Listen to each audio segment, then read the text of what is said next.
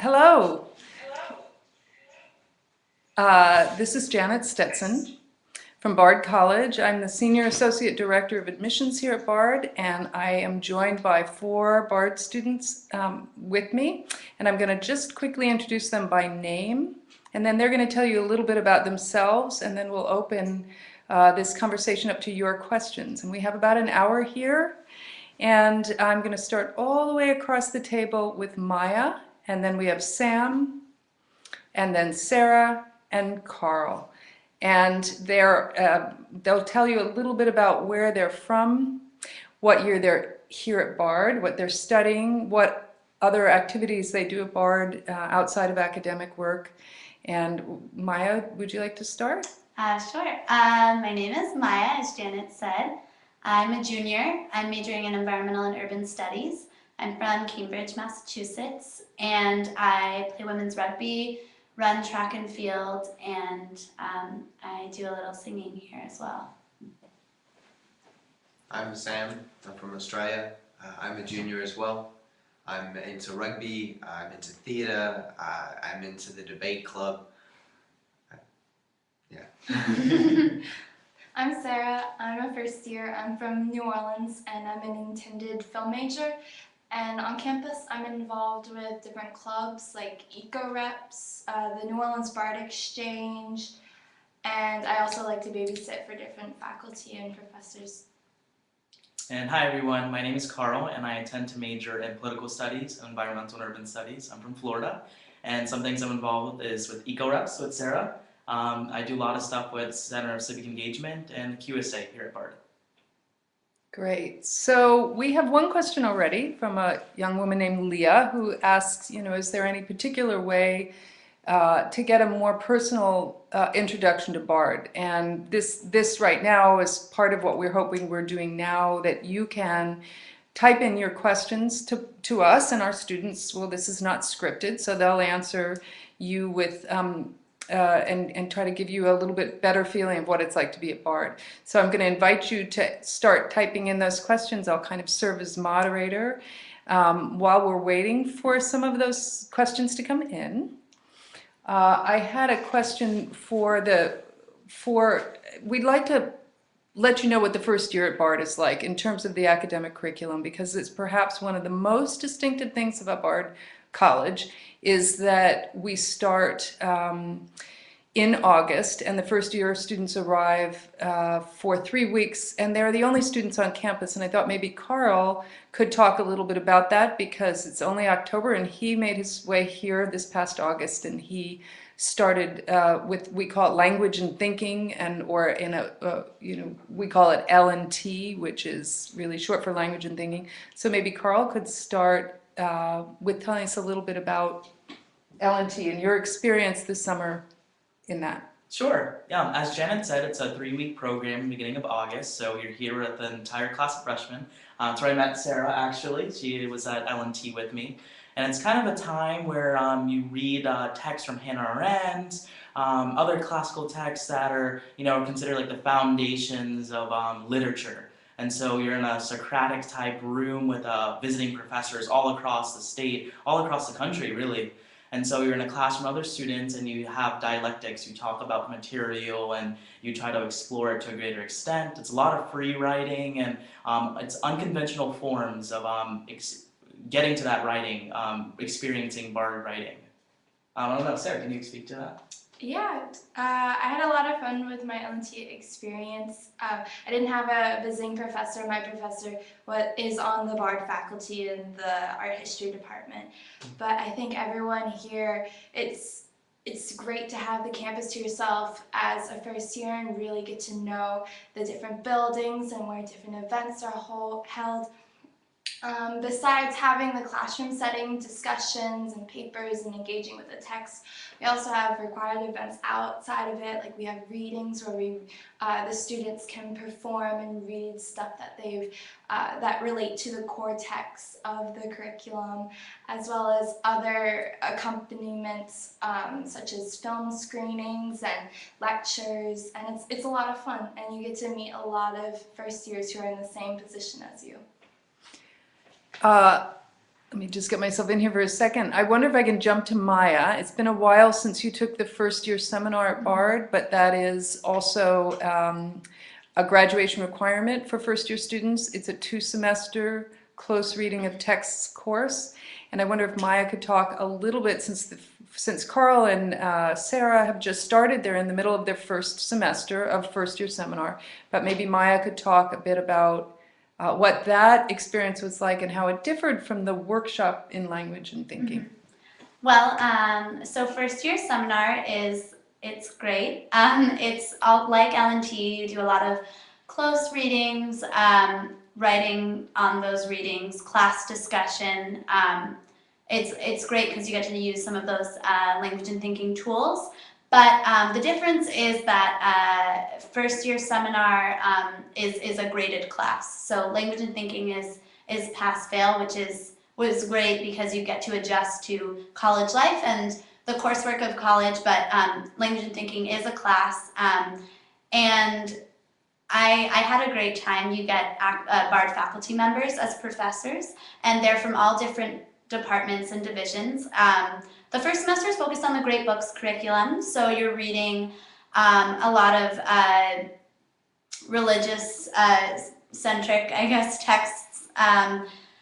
Genesis, Plato's Symposium, Dante's Inferno, St. Augustine's Confessions, and it's great because depending on your professor, it's great solidarity among the student body who are all studying different things, but depending on the professor, you'll get a completely different experience. I had a Buddhist thought and practice professor, and so we were reading these texts that were really, focused on like the Old Testament, and I thought it was really fascinating to hear this Eastern philosophy spin on it from my professor. It was great. And then the second semester, you can keep your old professor or you can pick a new one. You get to pick your professors, and so I encourage Rate My Professor to just see what kinds of professors are out there and what subjects they teach. And I had a music history professor for my second semester, and the second semester is focused on contemporary philosophy. So you're reading Nietzsche, Rousseau, Kant, etc. And so he was telling us about all the music history behind the text we were reading, and he played us operas and classical pieces inspired by some of the philosophers we were reading about. So you really get that unique classroom experience depending on the professor, despite all reading the same text. And if you're looking for something more history or literature based or structured, there are professors of both who can give you that. So I don't know if that's in depth enough, but I loved it for that reason. You really got to have a special experience with each text. What I would add to it that I find also really interesting is that all of the students in the first year seminar, class size is about 14. Mm-hmm. They're taught by faculty, as Maya said, that are from all 4 disciplines at the college. So in the math, science, and computing science, in languages and literature, in the social studies, and in the arts. And they're all teaching the same text to the students campus-wide, the first year students, but in small classes of 14. But then what happens is you may be you're in a dormitory with other people that are taking first year seminar who are not in your class but are reading the same book. So that class discussion, quote unquote, is taken on after hours, right? Or you might sit down at breakfast with 3 or 4 other first year students who are in a different FISEM, we call it FISEM, first year seminar for short, class than you are, but since you're all sharing the same text, you can continue that conversation. You're looking at it through different lenses because you have faculty from different divisions teaching it. Sam, could you reach back a little bit to your first year and talk about citizen science, because this is again part of the first year curriculum and it happens in January. So do you mind talking about that? I can talk about citizen science. I'm a lit major. Citizen science is designed to get small liberal arts college students more interested into the sciences. I was fairly riled by citizen science. It was great. I came in and I was like, oh, biology, that sells, right?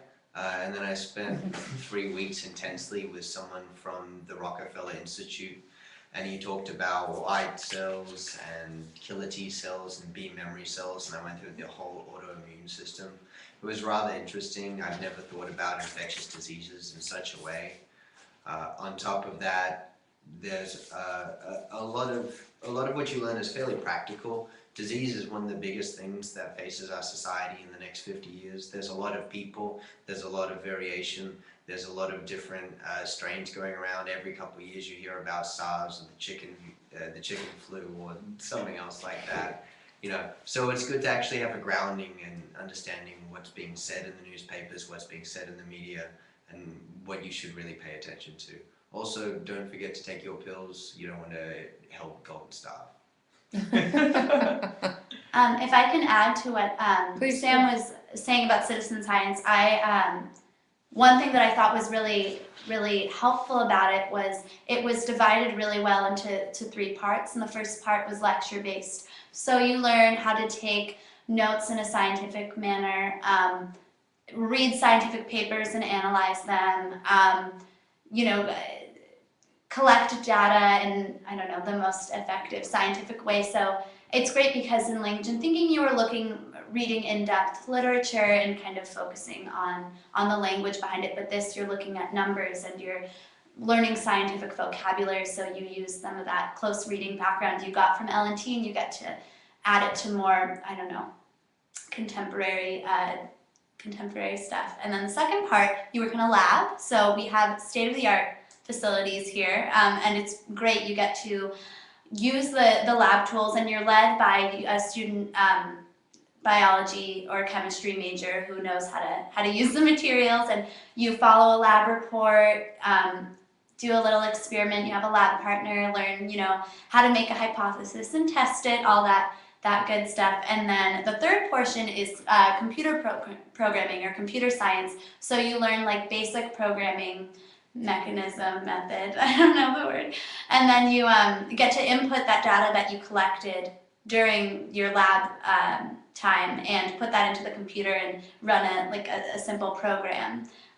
So it's great. You get to kind of dip your toes in the waters of each different scientific avenue you could go down. So it's great, and you get to leave Bard after your freshman year having a comfortable, I don't know, maybe not being super experienced in either the languages or the sciences, because you do only have 3 weeks with both, but you definitely feel comfortable, and they're both things that are very relevant to whatever jobs or things you might want to do after college. So it's really wonderful that we get to kind of have both in that first year and have experience with both. So that's all I want to say about that. So Carl and Sarah, are you looking forward to this? You're coming back, and both of you are from the South and Sarah, you are from New Orleans, Yeah. right? And Florida. So I'm just kind of curious, because sometimes students that are looking at Bard will ask questions about, we're in the state of New York, we're 90 miles north of New York City, so we're in an area called the Hudson Valley right now. It's extremely beautiful. The Hudson River stretches from New York City almost all the way up to Canada, and we're really living right on the river here. So it gets a little chilly in January, and it snows, and February it snows. So I'm wondering if the two of you who have yet to do citizen science, if you have have you heard anything about it? Are you looking forward to the snow? I think that it will be a good adventure for this winter because of the snow, and it's also really nice to get advice from upperclassmen and faculty members on how to handle the snow, what parts of campus to avoid. Like there's a certain hill outside of the cafeteria that upperclassmen have told me, don't go on that hill, go around because it gets very icy. So it's different snippets of advice that it's a good camaraderie about to gain knowledge of how to handle the snow, but also it's really nice to have this community at Bard that reaches out to us in such a way. Like I've already had offers from different faculty members and different mentors on the Bard staff who have said, hey, I know you're from the South, do you want to organize a trip to go shopping where we can get proper winter gear, because that's something that we don't need, Well, but you now will- we do. Yeah. And it's really great to know the ins and outs, and I think Bard does a good job of preparing us for that. Or we'll see in February. Yeah, being from the South, being from Florida, snow is like a foreign concept. I've never seen snow, I don't know what it is. I have this expectation it's gonna be this wonderful, lovely thing, and I hear, oh, it gets kind of muddy, kind of gets trampled on, so I really don't know what to expect. Before applying to Bard, I looked online, Bard College, and I saw these wonderful pictures of Bard online, like the snow just blanketing the campus It's and really all over the beautiful. hills. It's really It's because I mean, I live in a city, so I've never seen not gray snow. I really haven't ever seen it pure white, and it's just like a beautiful white blanket over the campus for like months. Or weeks, I should say. Can It's I pretty- just jump in? Absolutely. The Res Life team found me. They found I'm one of 2 Australians on campus. They found me out. They asked me if I'd seen snow before. I'd say no. They took me out. Gretchen actually took me out shopping. Got snow boots. Got the jacket. I highly recommend it. Yeah. Freshman year, Halloween weekend, 3 feet of snow came. It was quite wonderful. I remember that. Snow here is really beautiful. Yeah, it is. So I'm going to move us along a little bit. We're not getting lots of questions from the viewers out there, so we would like to encourage you to type something in. Ask us, there's no question too small. You could even start with where you're sitting right now, what state you're from, and if you've been to Bard before, if you've had a chance to visit, or if you have a specific question for one of the students specifically because they are from the South, or Maya and Sam are juniors, while the other 2 are first-year students. So be flexible about your questions, have fun with your questions, but you need to send us some in now so we know what to talk to you about. We could easily fill an hour about Bard, but we'd like to make sure that we're answering the kinds of questions that you want to hear about. We talked a little bit while I'm waiting for questions, and I'll stop as soon as we get some more coming through, but we talked about the first year curriculum, starting with the language and thinking 3-week writing intensive workshop. We went on to the first year seminar where Maya explained the difference between first and second semester and how that's more a close reading of text course with more expository writing, and obviously it's a full year class. I wanted to add that you do change faculty between the 2 semesters. So the Bard students have an opportunity to switch it around a little bit, to find a professor from a different area to teach, and the students will change too. So you're not with the same students for both semesters. And then the citizen science, which happens in January, and then the spring semester, obviously you have the second half of first year seminar. But something else that continues along in the second year is something called moderation. And since Sam is about to go through it and Maya has gone through it, maybe you could talk a little bit about, Maya maybe can start talking about what your experience was, and Sam, how you're preparing for it. Would be a good idea. Yeah, so I moderated last semester, I think maybe in April. And before I moderated, I was really nervous. I'm gonna be honest. Moderation here is actually, I think, one of the best things about this college, but I didn't know what to expect until I went into my actual moderation board. So basically, from whatever division of study you're in, whether you're visual performing arts and the humanities, science, math, and computing, languages and literature, whatever division, you have to turn in 3 things. And the first item that you turn in is a paper where you write about your, kind of like your history with the major that you intend to major in. Sorry, I should have prefaced that by saying moderation is how we declare our majors here.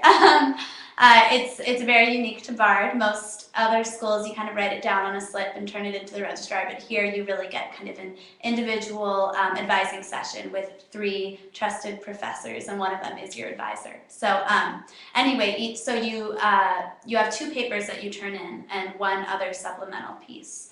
And so the first paper is kind of like a before paper with the major. So you write about, what drew you to it. I'm environmental and urban studies, so I wrote about professors that really inspired me, classes I took that stood out to me, concepts I learned in class that I really liked, and also, why I wanted to get my degree from Bard in this major, most importantly. And then the second paper that you turn in is, also these are both like 500 words, and it's your own personal writing. And the second paper is kind of a future piece. So you write about, maybe you can think in the long-term future, if you know exactly what you want to do with your major in 10 years. That's great. I don't, but you can write about that, or you can I wrote about classes I wanted to take in the coming semesters, my, immediate after college plans, and why I thought it was important, why I thought my major would be important for me to have experience in the real world, or what I thought I could kind of bring to the world, I guess, having a degree in this major.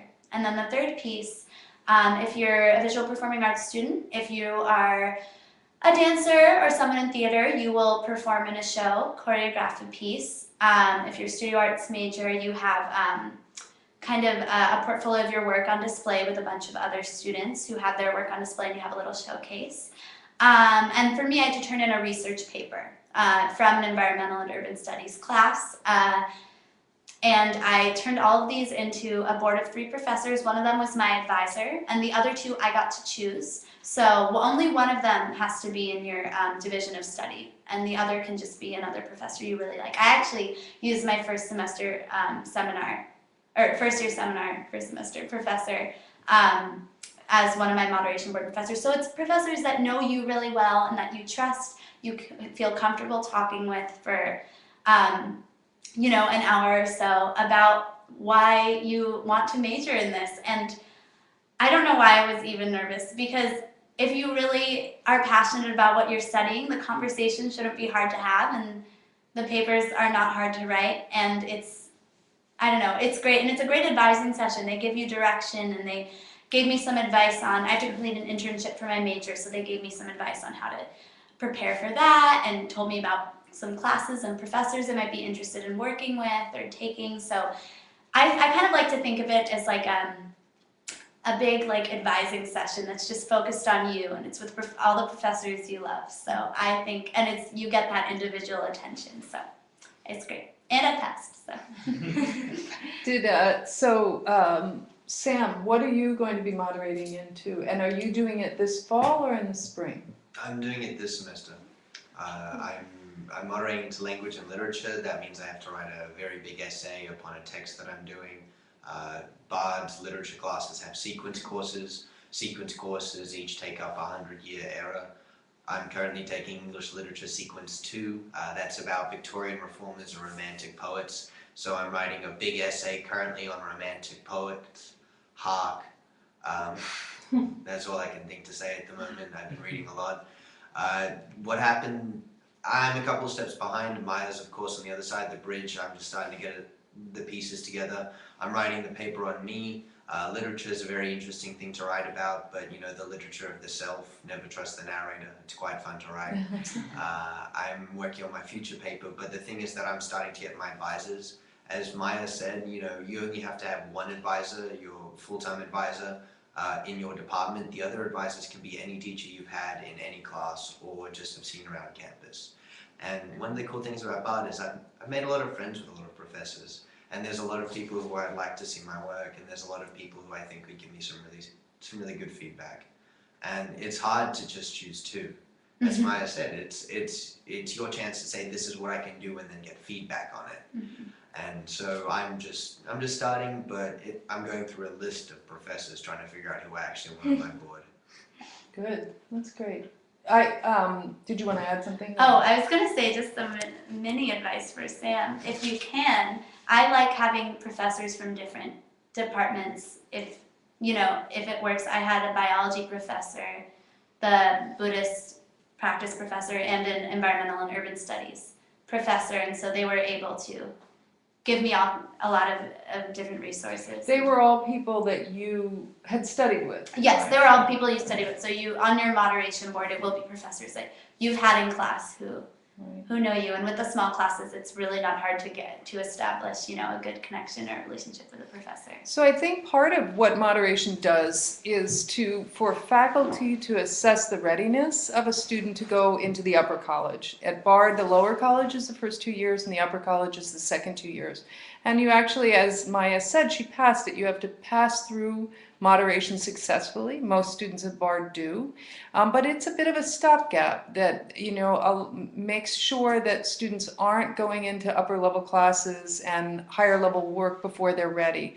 It's not a race. Most students do moderate at the end of their second year, but if they've taken time off or they've traveled or they are double majoring, which you can do at Bard, or in Sam's case, he's moderating in the fall, so there's no right or wrong in that.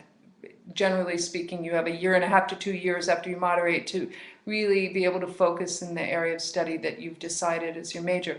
And I wanted to ask, I'm still not getting any questions, so please send those questions in. I feel a little like this is a fundraiser and I want to hear those phones ringing, ladies and gentlemen. Jen, Luckily, could I jump in just for this? yes, yeah, go ahead. Just on the advisors, on the professors at Bard, it's a great opportunity to jump in and just find what you're looking for. I have no idea what that means. I had something more profound to say about advising. The thing is that you can find I'm moderating later because Bard is very flexible. You actually make relations with your professors, and that allows you to figure out what you're wanting to do exactly. For a while, I wanted to do American literature, and I was very set on that. And coming to America, why not learn about America?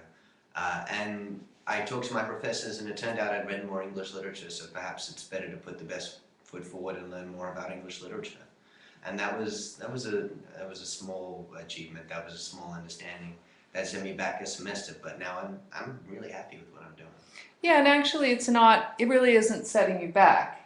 Yeah. You're moving forward in college all the time, but there really isn't a set amount of, sort of a direction all the time. And in fact, that's why when you apply to Bard, you can tell in your admissions, in your application, it's fine to identify an area of study or 2 or 3 areas of study that you have that you'd like to pursue in college, but we don't, you're applying to the college, not to the program of American Studies or the program of biology or of human rights. You're applying to the college. And so I'm actually going to ask Sarah and Carl to talk. I mean, they're new. They've only been here for a couple months, and I'm just kind of curious about how they feel, how this process has started to help you. It's your seniors in high school and juniors maybe that are listening to this, that lots of students arrive at college and a liberal arts and sciences college not interested in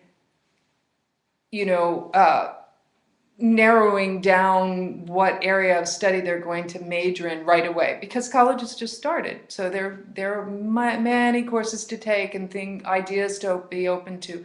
So I wonder if either of you two might want to talk about that experience right now for you, and that moderation is coming. You don't feel panicked about it, do you? No, I think because one of my advisors from earlier is a film professor. So during one of my first advising sessions before registration for the semester, he clearly went through moderation requirements and explained that even if you don't get a film class this semester, there's still next semester, and you can always, it doesn't set you back just because you don't really know which program you want to be a part of. And I feel like if professors do that, as they did for me, and I don't know about your experience, but they did that for me, and it did soothe anxiety, because I was worried, oh, well, if I don't get a film class this semester, what's that going to mean for my major, my distribution requirements and moderation requirements? But it's really helpful that Bard does have so many advisors to our disposal that we can go to with our worries, and then they can say, oh, well, you don't actually have to worry about this. This is your first semester of your freshman year, you're fine, and sort of help you figure it out from there. Yeah, I think coming where are you at right now in your life, your 12th graders in high school looking to apply, like majors, it's really daunting because this is ideally something you're going to be doing, pursuing in your future. You don't have to know what you're going to do coming to college. You're going to experience college, see what the courses that are offered, and especially Bard is really good at fostering like a liberal education. You get to experience literature with L&T, you have your citizen science, having your science, and with that, speaking of distribution requirements, so you're required to take at least one credit outside of your the intended major you're going to do. So whether that's being in practical arts, doing a studio art class, architecture or ceramics, or doing a performance class, or rethinking difference class, which is a new distribution requirement where you analyze something, whether it's gender politics or human rights. It's rethinking the difference. So with the distribution requirements, BARD is actually putting you in a position to where you are getting out of your comfort zone, exploring all these other interests that you may not go if you go to a different other university because of the one track, major, this is what you have to do. It's a liberal arts school. We are here to take a culmination of everything around you and formulate it until your moderation, until final paper. I was fortunate enough to come to BARD knowing what I wanted to do, political studies, environmental and urban studies with Maya. And just with that being said, the EUS department, Environmental and Urban Studies, and Political Studies department has open houses. They have students who are like open door policies where you can come in and talk to the teachers, just get a feel of the department. There's canoe trips out in our field station, out into the Hudson. You can go with EUS teachers. So they really try to engage students in terms of their major and getting a feel of the program. Great. Those are great ideas and answer. I'm going to change this to talk a little bit about what it's like to live at BARD. What do you do when you're not in all these wonderful classes, in your first year seminar classes? Tell us a little bit about if all of you, any of you can speak to living in dorms at BARD. What's dorm life like? Can you just briefly describe each of the living situations you have, who you meet in your dorms? Let's talk for a minute about dorm life. Sure. I could start. I live this year in a dormitory called Hirsch, which is on North Campus, and it's one of the smaller dorms in comparison to other sizes for different colleges and such. My dorm is 28 people and a peer counselor, PC, and it's very nice because we have private bathrooms that are still available for everyone.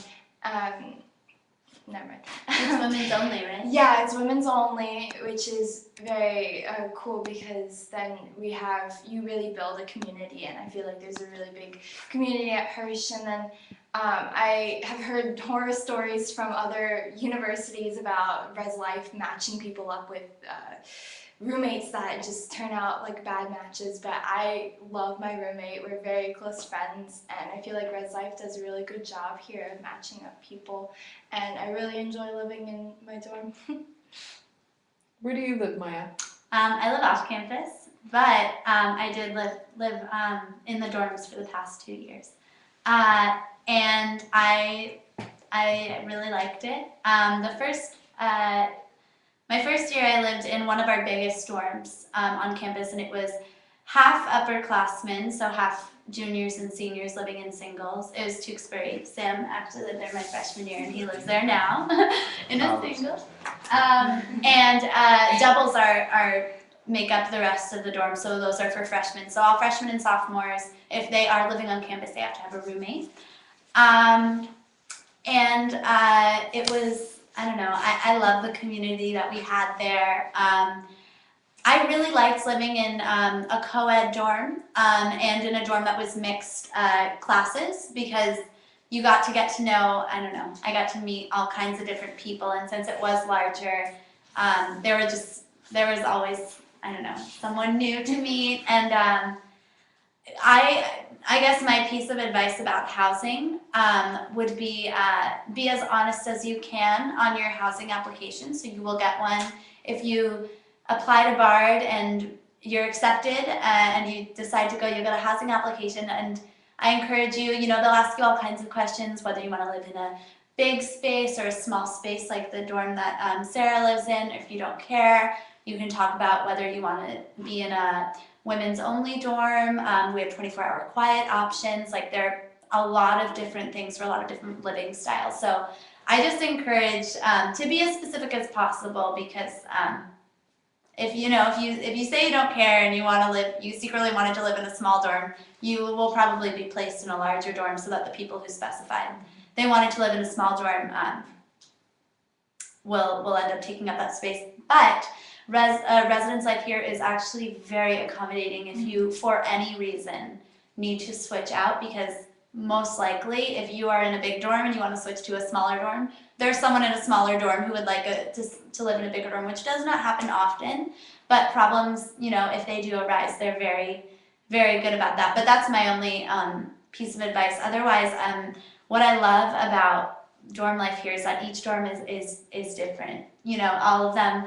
So the dorm I lived in sophomore year was in actually in a group of dorms called the Villages. And they're lettered alphabetically. They're really, really great. They're eco-friendly because they're geothermally heated and cooled, which means they sit on a bed of rocks that heat up and cool down to bring power and heat and cool the building. So it's great for me as an EOS major.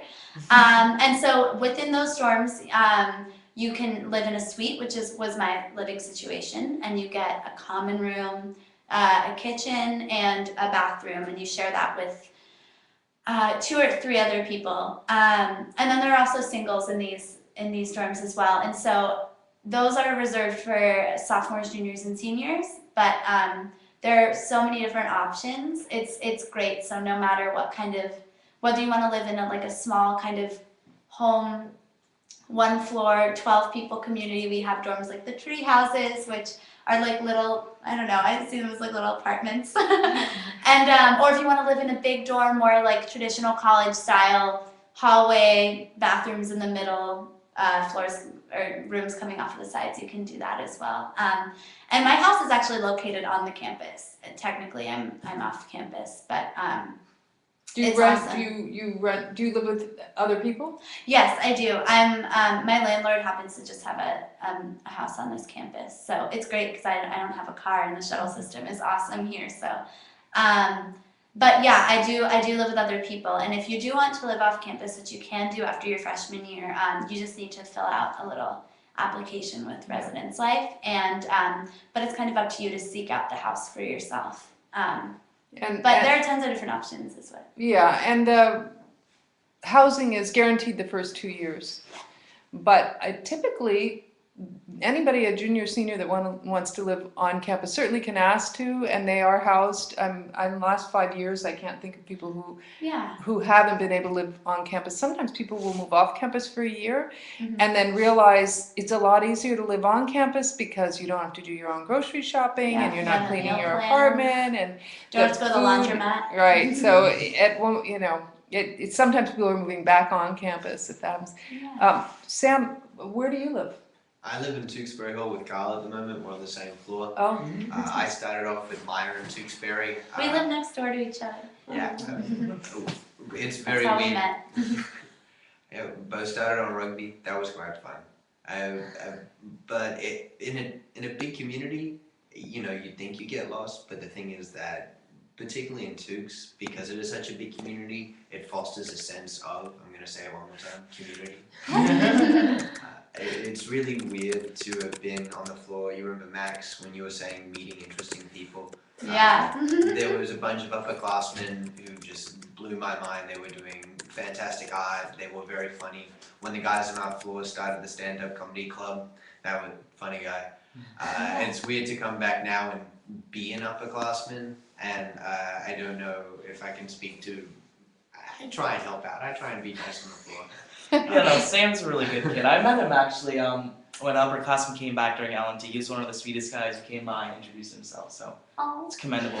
And speaking to residential life, we don't have RAs here at Bard. They're called PCs, and Sarah kind of alluded to that, peer counselors. So yeah, if you're in a bigger dorm like Tewksbury, there's 94 residents, or Robbins Annex, which is for the upper college students. It's like 100 and something students. You have peer counselors there, and they're here to help you if you have any I don't know if you have any disputes with your roommates or anyone else in the hall. And for that matter, during L&T and citizen science, your peer counselors are there for you. So they're upperclassmen there, here to help you with your papers, help you adjust to the campus life, to do any activities, give you advice about anything else that's going on. So don't If you get feel lost. Right, I asked right. my PC, I couldn't find my classroom on the first day of language immersion. Oh, Yeah, I remember one of my the first weekend here, I couldn't figure out the shuttle schedule, and my PC was very nice and helpful about that, and now I'm giving advice on how to read it.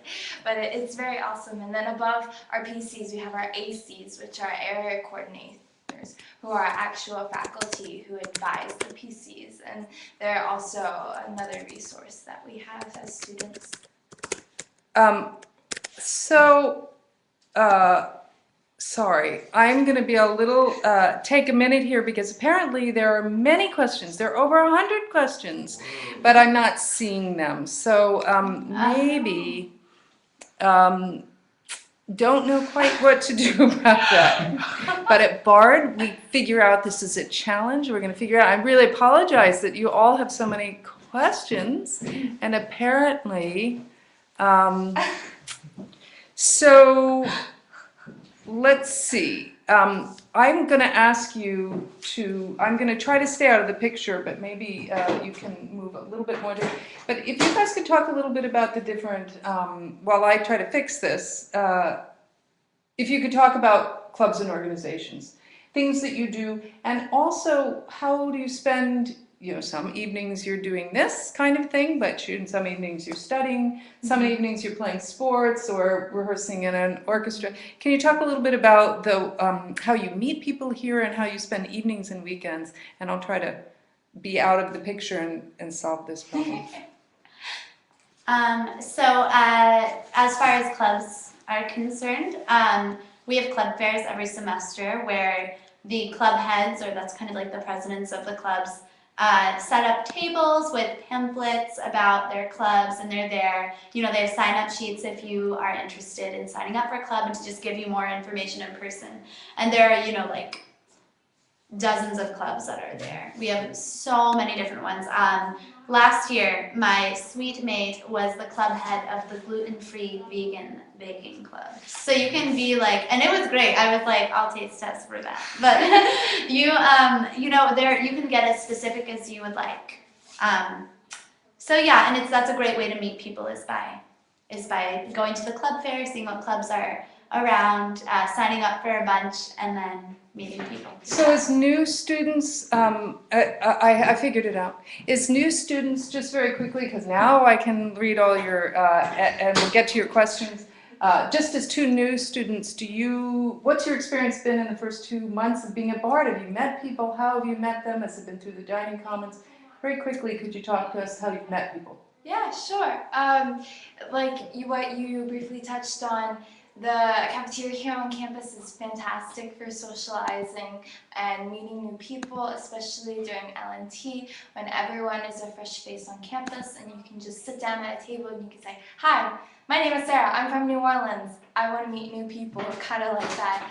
But also the Office of Student Activities here on campus, which is housed on the second floor of the campus center, is very fundamental on the activities that go on in the weekends. They have awesome things like last night Carl and I were both at a campfire that the activities had organized in the meditation garden. We get to make s'mores and different activities like that. Like I'm also a part of the Bard Film Committee where we put on movies every weekend in the campus center, and we get to choose which movies we're going to show, and students are welcome to join at no cost, join the movie screenings, and we try to listen to the student body, different stuff like that. There's plenty of stuff to do on campus. Right, yeah, and just doing things you're interested in. I know one of the things I like to do is go for runs or go to the gym and just do like stuff myself, and I'll meet the most wonderful people there and people you wouldn't expect. That's how I met actually most of the soccer team, lacrosse teams are there doing their workout, and we ended up being in the same class the next semester coming over. So it's always lovely just putting yourself out there, just doing things that you enjoy. You will find people who enjoy the same things as you, and then your friendship will start from there. Okay, so I think we've been doing a good job, actually. I've been reading through some of the questions, and we're hitting some of them. But now I'm going to kind of get into. I'll read the question and have you guys one by one. Just maybe one of you can, and each one of you each can answer one question each, and we'll kind of try to get through a number of them. This one actually is for Carl Mackenzie. Thanks for. Thanks for writing in. Mackenzie says, Bard is currently my first choice school due to the environmental policy program. To Carl, can you talk about your experience in environmental and urban studies in conjunction with political science? And what have been your favorite learning opportunities at Bard? It's a big question. Maybe Carl can synthesize it a little bit. Yeah, hi Mackenzie. Let me first tell you about this wonderful program. It's called the Eco Reps that Sarah's involved with. It's within the Office of Sustainability, so we do environmentally conscious activities here on campus. It's a lovely program within that it gives you really a feel of what you can be doing in the future when you get out of the EUS apartment. My academic advisor is Chris Feeder. Professor Feeder is also the director of the EUS apartment, and I guess Maya can even speak to that since she's actually moderated within the department. But what I was told by Chris is that political studies and environmental and urban studies will work very well when you're moderating because you do either a double major or a joint major. In my case, I'll be doing a joint major, so I'll be finding a way how to combine political studies and environmental and urban studies. How I'm going to do that, I don't know just yet, but it's a future prospect I'm looking at. But I'm taking an intro course right now to environmental and urban studies and a political institutions class right now. And right now they're kind of different because they're on a different spectrums of subjects. They're in different departments for that matter. But within the EUS department, you do focus on environmental policy. And that's a speaking piece of the political studies that we'd be doing. So there's little things, and you'll find out more things as times go on. But again, just having dialogue with your professors and students here. And Maya, can you add anything? That was great. In your moderation board within EUS, because it is such a broad field of study, it's one of our interdivisional programs. You have to pick a direction within it. So for me, I'm social science based. So I'm actually more focused on environmental studies with a concentration of anthropology and sociology.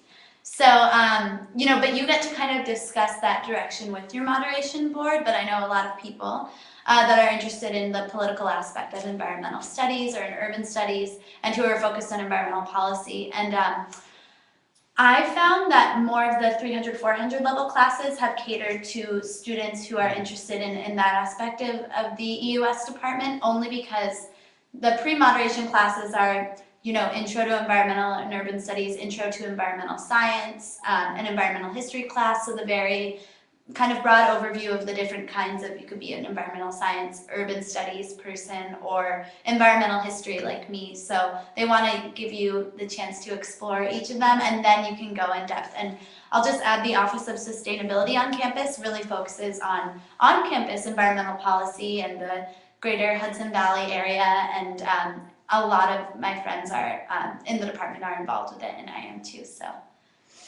Good. that's a way to get involved. Yeah, good. Grace is asking, how big are your classes? And maybe one of the easiest ways to answer this is for you each to just pick one or two classes, briefly tell us the name of the class and how many kids are in it. And maybe for the two of you that have been here longer, you could talk about, the average size class throughout the 3 years you've been at Bard. Very briefly. So I'm in one of my smallest classes right now. It's a 300 level environmental and urban studies practicum on parks, gardens, and nearby nature, and that's 8 people.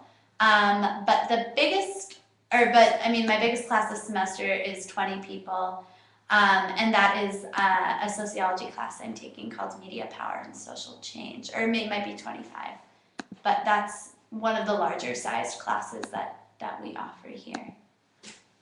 I'm on similar routes. My 300 level class is a class on James Joyce's Ulysses. It's about 7 people. My largest class is roughly 20 odd, maybe 24. It's English Lit Sequence 3.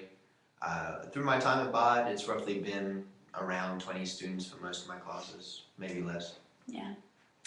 I have my history course, which is titled The Other Europe, and it's about 14 students. And in comparison, my intro to documentary media class is around 30 seats in that class. So it's good to have different class sizes. And for myself, my first year seminar class is my smallest class, which is 13 students, while my largest is my city cultures class, which is 60 students.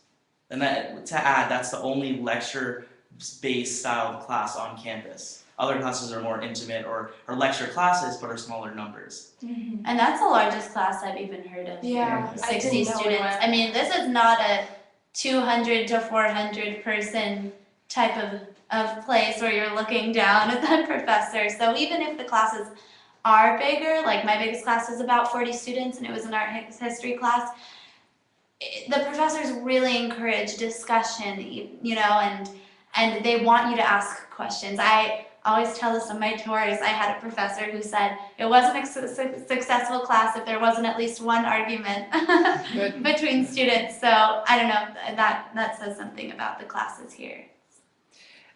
So I'm going to keep moving on. Sorry to make this so quick, but now we have so many questions. Michael says, and I love this question, it's a good question, it's asked a lot of times, it's worded differently, but it's an often asked question. What is the typical Bard student like, if there is one? I hear a lot about it being a hipster school. Is that justified at all? So, Jump in. So I was recently camping in Vermont with a couple of my mates, and one of my friends is a freshman, and he asked, "Are we hippies at Bard?" And that we had a deep and intricate philosophical conversation on that. And the answer is not really. We're modern day people. We're concerned about the environment. I'm not in eco-reps. I'm not in a US major, but still out of class, I have talked to Maya about what's going down. It was really interesting to hear how the villages are based upon a system to save energy for heat loss. Kyle is an eco-rep in Tukes, and he's been telling me about how the new heating system is going to be a bit more efficient. On top of that, you know, you find yourself in new and interesting scenarios that you're more willing to accept, but it teaches you to say yes and not no.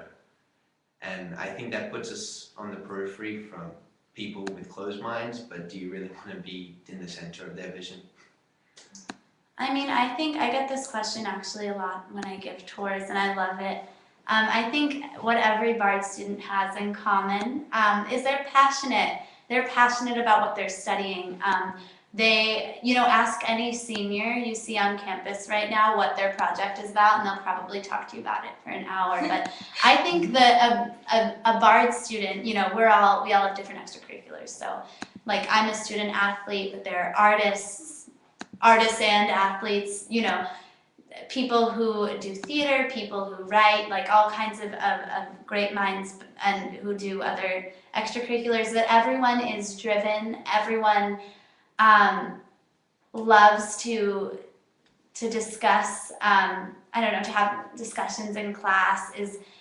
I think a lot of people here are really just open to other opinions, and they enjoy, you know, that kind of push and pull of some class discussions. And I don't know, all Bard students are passionate and excited to learn and just love, I don't know, learning for the sake of learning, and that's why we're all here. And that's what I think a Bard student is. So someone who's creative and intellectual and likes to learn.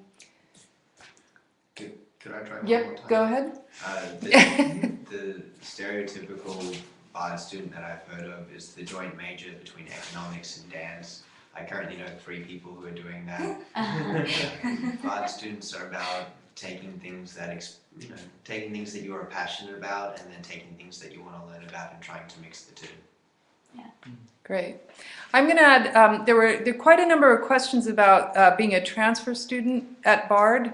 if I can get in here, and what it takes to be a transfer student. And I would, in the interest of time, we have a lot on our website. I know you know that because you wouldn't be here probably if you hadn't read on the website we're doing this webcast. But there's one of our counselors here that's part of the committee is Greg Armbruster, and you can call the office and ask to speak to him directly. Any of the counselors at Bard, we welcome you to give us a phone call and just call the admissions office and say, I have some questions about transferring. So some of the questions I'm reading tonight have to do with deadlines. We have a very nice chart online when under admissions and applying to Bard about the various ways, deadlines if you want to have an interview, which are not required at Bard, but you can do interviews. We have early action, we have the immediate decision plan, we have regular action, and we have a new Bard entrance examination.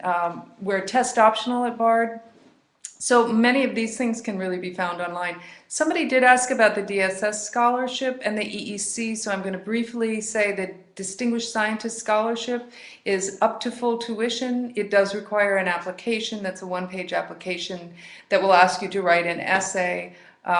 We don't give merit scholarships at Bard, so the DSS scholarship is what we call need aware. Anybody that would like to have financial aid at Bard has to fill out the FAFSA and the CSS profile. You can read about these online, but if you're interested in studying math or science or computer science and you have are planning to submit your forms for financial aid, you can also look at that application form for the DSS and possibly get scholarship money towards tuition.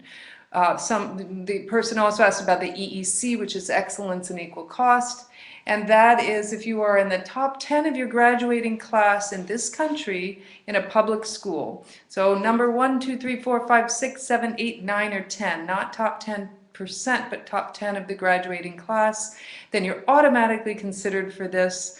Once again, if you're not filing for financial aid, you wouldn't be considered for it, but if you do file financial aid forms and you happen to be 1 out of 10 in a graduating class here, you'll automatically be considered for that.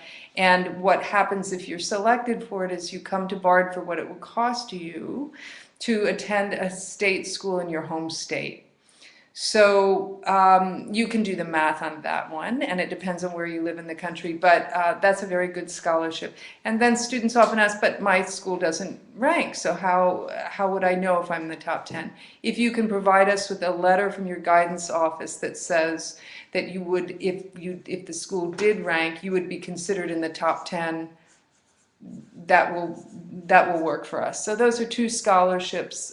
Again, not merit-based, but need-based. So I think there's quite a lot you can read about that online too. Let me grab another question for one of our students.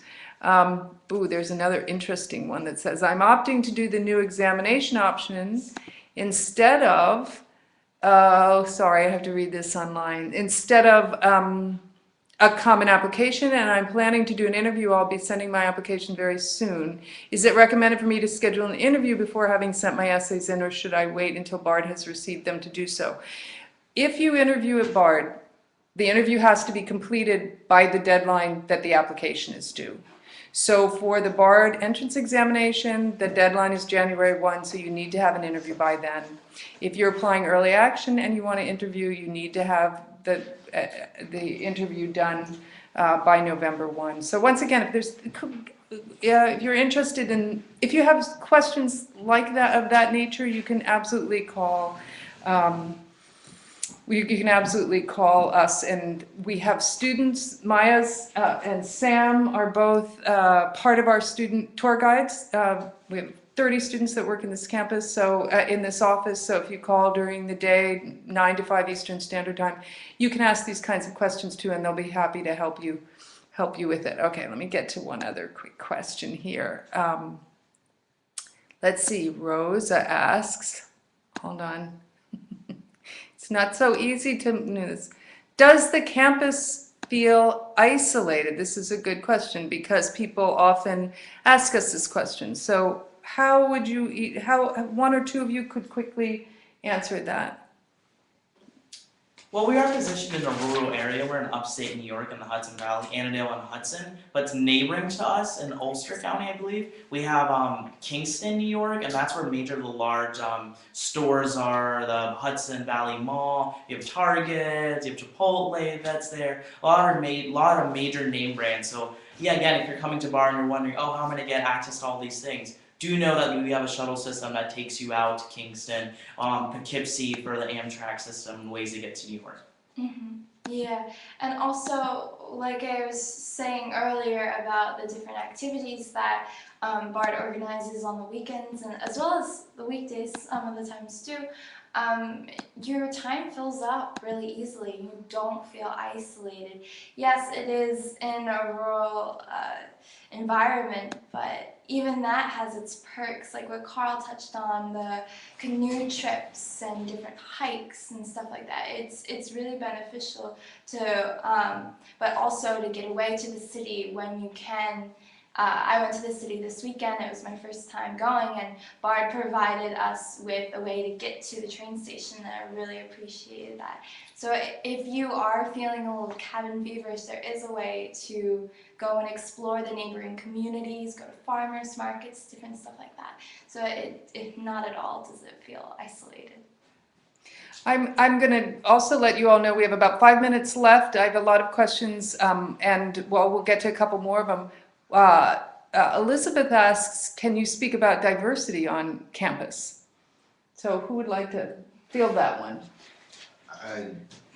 I was actually born in Hong Kong. This year I've met 5 incoming freshman students who are also born in Hong Kong and live around the corner from me. There's currently 2 Australians on campus, no New Zealanders. The world is a very big place and BARD has people from pretty much everywhere. I get bored sometimes sitting in the back office here, and I can tell you that there's a BARD student from pretty much every country in every state bar North Dakota. Yeah, I mean, I think we have a huge international community, and especially because we have our conservatory and we have several other, departments here, theater department, and we have a graduate program here as well. There are people who come from all over the world who come to BARD to study specifically music, curatorial studies if you're a graduate student. We have a Center for Environmental Policy, and I love that there are student organizations for almost every, different country, and it's also with student athletes. There are a number of people from all over the states. We have a really good, state representation as well as country representation. There are so many people from the West Coast and from the South. It's great. I have friends from all over the world actually. Yeah. Great. I have, we're going to pick 2 more questions. One is by Jared. There are a lot of questions about studying computer science at BARD and studying in the sciences, and are labs accessible to students when they're not in class? And I would just very quickly say art studios, laboratories, music studios, theater, rooms to do for rehearsing theater and dance. They're all available during time. We have a student-run darkroom, so you can work in the darkroom even if you're not taking photography class. So this campus is very dynamic around the clock. I mean, 2:30 in the morning, you could go into places and see people working on something. So that's just a quick answer about that. But this question by Jared is, could someone comment on BARD students' involvement in the arts? Someone mentioned singing and someone else mentioned theater. Can you touch on those some more? Briefly, maybe Sam can talk to theater and Cool. Maya. Oh, yeah. So I actually do a little theater here as well. What's great about BARD, which Sam can talk more about, is a student theater collective, which is a student-run theater kind of organization where students write and direct their own plays. And we do have a professional theater program here, but if you're someone who's like me, who's environmental studies and interested in doing a little student production on the side, you can get involved in that.